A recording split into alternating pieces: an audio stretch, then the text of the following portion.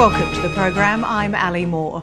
The revelations that a 10-year-old Aboriginal girl had been pack raped in the Arakoon community of far north Queensland and that the 9 male perpetrators all avoided jail sent shockwaves not only around Australia but around the world.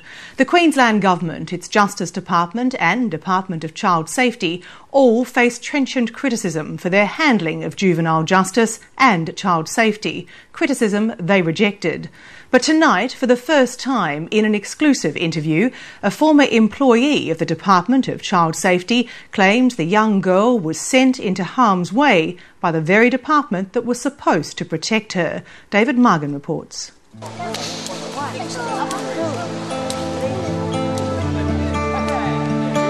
By the time a young person was 4 years old in Arakoon, they'd witnessed everything from sexual abuse, murder, rape and the rest of it.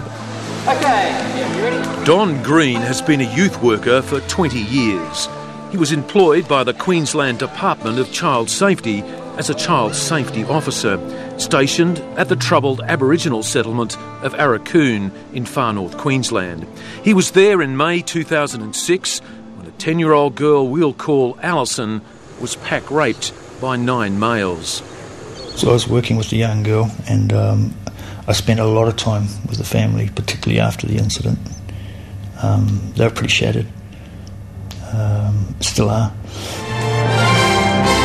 Tonight, outrage over the sentences for 9 males who raped a 10-year-old girl.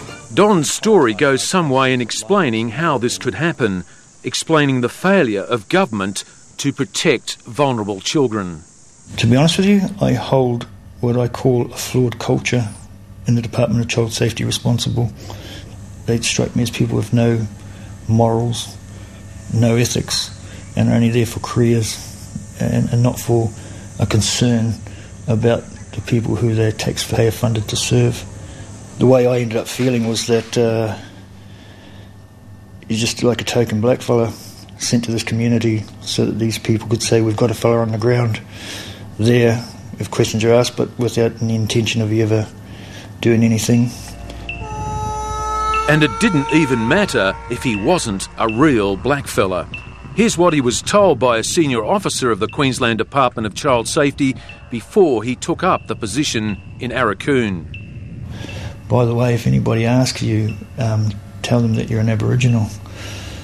And I says, why? And she says, well, its position should really be an identified position, it should really be given to an Indigenous person. I told her straight that I wouldn't do that.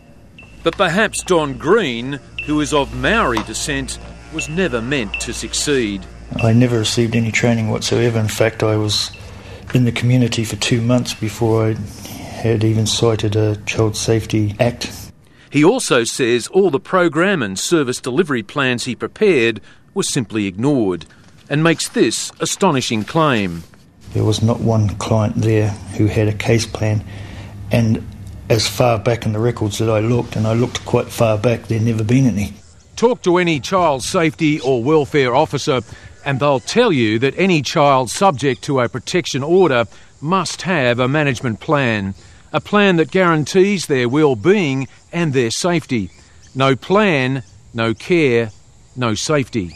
I got so angry, got upset that this shouldn't have happened. Those animals, they should have been locked up in a cage. Alison had exhibited all the behaviours of someone who had been sexually abused from a young age. She's got a host of behavioural disorders, absolutely. Amazing young girl, I've got a real soft spot for her, but yeah, she's a handful. At age 5 or 6, she'd already contracted gonorrhea. She'd been removed from the community and placed in the care of a foster family in Cairns. She was going really well. In fact, when I first saw her turn up in Arakoon, I was quite astounded how well she looked. But all that was to be wasted. Alison had come back to the settlement to attend the funerals of elders and family members. It was supposed to be just a short stay with her grandmother, but the department's experts had other ideas. Then I was also asked to take the information back to the grandmother and ask if the grandmother would be happy for her to stay there on a permanent basis. A grandmother, all the family members and the primal elder of that family were all pretty adamant no. And the grandmother herself said I just couldn't handle her, you know, and they knew things would go wrong, so that was pretty emphatic no. The advice was totally ignored. Over 6 weeks, Alison was repeatedly sexually assaulted, till finally in May 2006 she was pack-raped by 9 males, 6 juveniles and 3 adults. How often did your superiors ignore your advice on the ground, ignore the advice of the elders of the community, indeed ignore the advice of the families of some of these children? Continually. I can't think of an occasion where it wasn't. It seems that the bureaucrats were in part driven by a politically correct notion that children at risk should be returned to their communities. Take the case of an 8-year-old girl abuse victim who was also sent back to Arakoon. And when I arrived at that dwelling, there was a young man whom I knew very well, who worked with extensively, and he was a sexual offender. So what happened? I rang, advised of the situation, and advised that I didn't think that it was appropriate that this young girl in particular be put into this dwelling for any length of time. I also wrote hard copy that view. It was totally ignored, and from what I've been told by the family and the carer in the Cairns area, that she got sexually abused twice in that stay. On another occasion, a police officer gave Don Green a written notification of their suspicions of neglect and abuse involving a young boy. So I handed that in, and the team leader looked at it, tore it up, with the response of saying, we can't be investigating every child that the Arakoon police have concerns about. But Don Green believes it was not only a case of bad policy, but was also driven by a determination to reduce the number of children on protection orders, a way of cleansing the books, a deliberate cover-up. Well, they're embarrassing to child safety. I mean, the number of young people on order, when you look at it on a per capita basis, was just outrageous. I was told that it was also the fact that elections were coming up. It was not a good look, and they wanted to get it tidied up. In another place at another time, Don Green did get the stats down. He helped lower the juvenile repeat offender rate in one community to 0. And I was called in and reprimanded and reminded that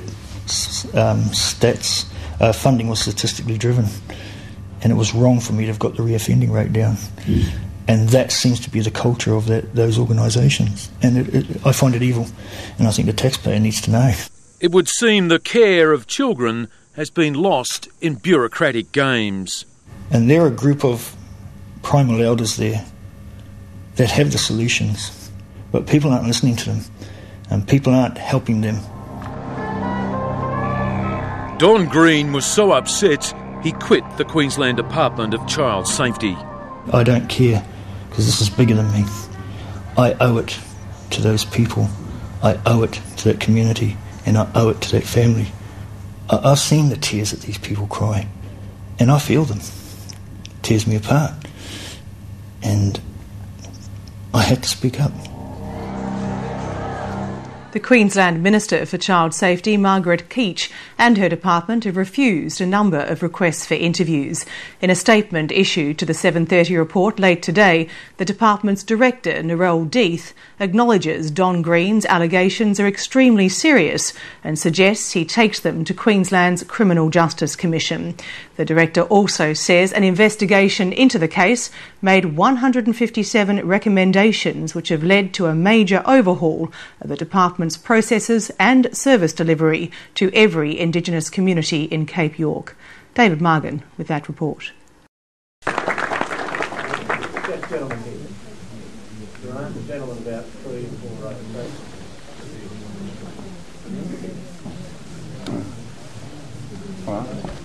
So, on the Norfolk Shire Public Speaking, I'd just like to inquire with you, Mr. Smith. Mr. Smith, just before Federal Parliament rose, Senator Barnaby Joyce tried to table the Rolfe report in the Senate. Because he's not a Minister of the Crown, that was unable to happen because I think Senator Campbell decided it should not be tabled. As I state Liberal, do you think you could possibly lobby your federal colleagues if Parliament does sit on Monday to allow Senator Joyce to table that 3,600-page draft report in the Senate? If Parliament does sit, I will certainly lobby them. I think it should have been.